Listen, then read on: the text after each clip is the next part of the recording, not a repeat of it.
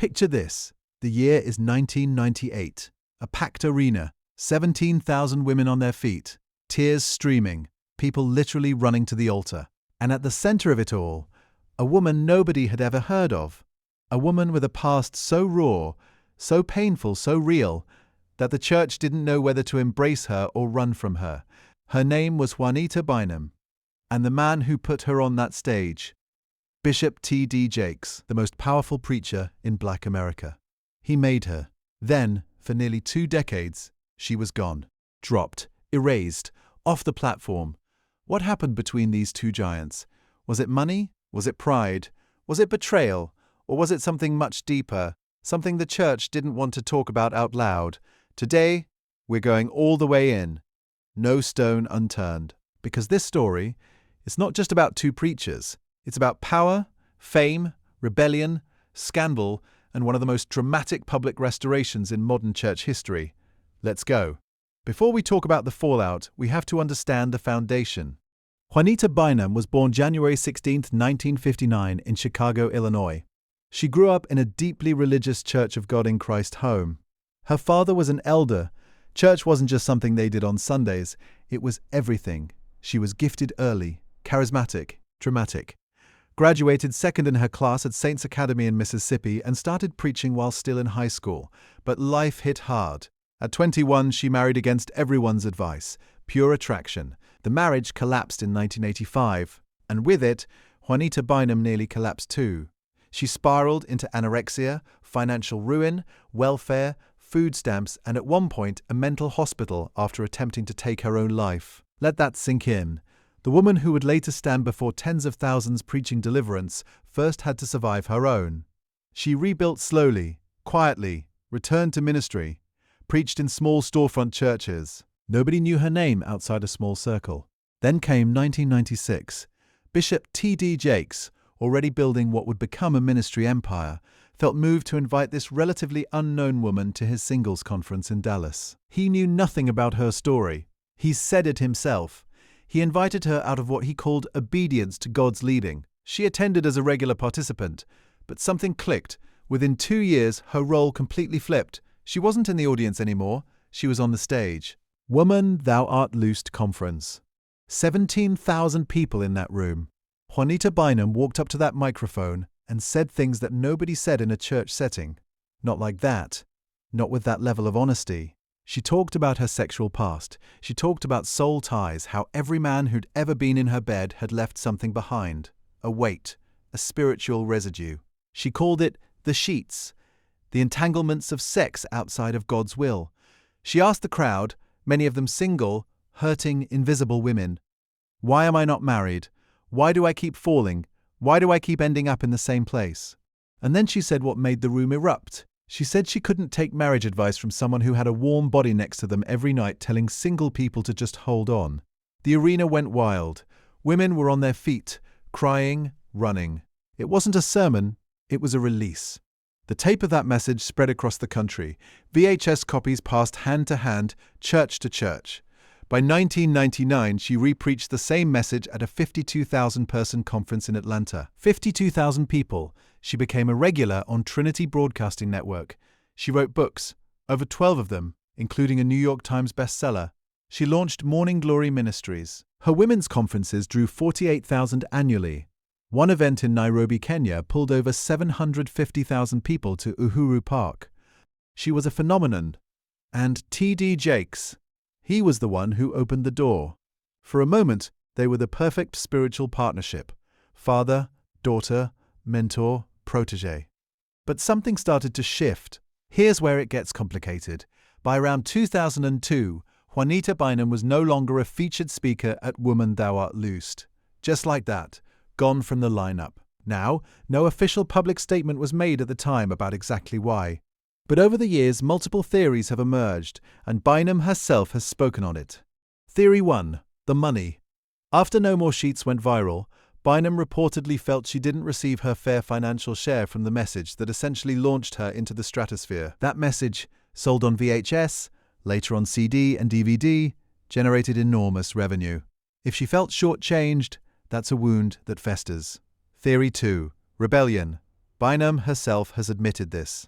1. As her star grew, Jakes, in the role of a spiritual father, began offering counsel on the direction of her ministry and her personal life, and she didn't take it. She said publicly that she was not acting like a daughter to Bishop Jakes, that she should have listened and learned instead of pulling away, that her pride and rebellion cost her the covering. In Pentecostal and charismatic culture, rejecting a spiritual father's counsel isn't just a professional disagreement, it's considered spiritual rebellion. It carries weight. Theory 3. The vision clash. Some sources suggest Jakes saw the trajectory she was on, the fame, the spending, the marriage to Thomas Weeks, and tried to pump the brakes. She didn't want to hear it. Whatever the exact combination, the result was clear. The platform was closed, the separation had begun, and what followed for Juanita Bynum was not just a professional setback, it was a raveling. In 2002, at the height of her fame and right around the time of her falling out with Jakes, Juanita Bynum married Bishop Thomas W. Weeks III.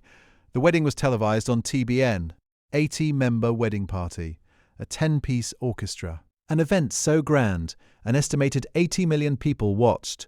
But behind the cameras? Already cracks. She reportedly filed initial divorce papers early in the marriage over rumors that Weeks was gay, rumors he has always denied. Those papers were pulled. The marriage continued. Then came August 21, 2007. A hotel parking lot, Atlanta. The Renaissance Concourse Hotel. Thomas Weeks was arrested after Bynum told officers that he choked her, pushed her to the ground, kicked and stomped her until a hotel bellman physically pulled him off of her. The charges: felony aggravated assault, felony terroristic threats, simple battery. The man she called her husband, the man she built a ministry with, the man who was supposed to be her spiritual covering.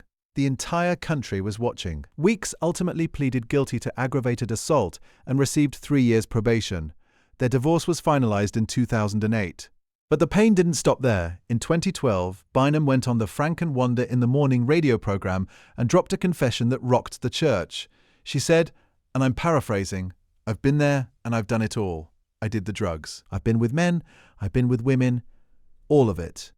The host literally stopped and said, "Are you serious?" She said yes. She also described what she would later call a 14-year spiritual black hole. Years of wandering. Years of struggling with pride, identity, and losing herself. She went from stadiums of 50,000 to storefront churches and back again. She was arrested in 2013 for failing to appear at a civil proceeding related to a $140,000 judgment against her. The queen of female empowerment was publicly, visibly broken. And through all of it, T.D. Jakes was largely silent. Distant. The separation between them had hardened into something that felt permanent. Here's the thing about Juanita Bynum that her detractors never fully credit. She didn't disappear. She kept going, she kept preaching, kept showing up. In a 2018 interview, she reflected on all of it. The fame, the fall, the years in the wilderness. She said her faith and her preaching are different now, more real, more earned. When she tells someone it's going to be okay, it's not a script, it's testimony. She said, "I always said this too shall pass," and it just did. Then came 2018. T.D. Jakes announced that Juanita Bynum would be returning to the Woman Thou Art Loosed conference, the same stage, the same event, after nearly 20 years away. People lost their minds. In the best way. She promoted the reunion herself on social media. The event, Woman Thou Art Loosed, Masterclass, was held October 18 to 20 in Dallas. It featured Jakes, Bynum, his daughter Sarah Jakes Roberts, and Pastor Cheryl Brady. The reconciliation was real. The welcome was warm. She had come full circle. But the story wasn't done. What happened next was something you almost never see in public ministry. Something raw, symbolic, and deeply rooted in the spiritual culture they both came from. Juanita Bynum publicly declared a covenant of submission to T.D. Jakes. Not just a handshake, not just a photo op. She handed him her shoes. In a highly symbolic ritual, the kind that goes back to biblical imagery of disciples not even being worthy to carry a teacher's sandals, she gave Jakes her shoes as a physical act of submission. She decreed, publicly, that she was placing herself under his spiritual covering. She vowed she would never allow anyone to speak negatively about him in her presence. And Jakes? He didn't brush it off. He received it. He anointed her, declared her sins forgiven, publicly restored her into fellowship. For people who understand the Pentecostal tradition of spiritual fathers and daughters, this moment was enormous. It was repentance made visible. It was 20 years of distance collapsed into one act of humility. Critics called it over the top. Some called it controlling. Others called it deeply moving. But Bynum herself has made clear this wasn't coercion. This was her saying, I was wrong. I was rebellious. I want to do this right. Fast forward to late 2023. T.D. Jakes found himself in the middle of an internet firestorm when online allegations began circulating connecting him to Sean Diddy Combs.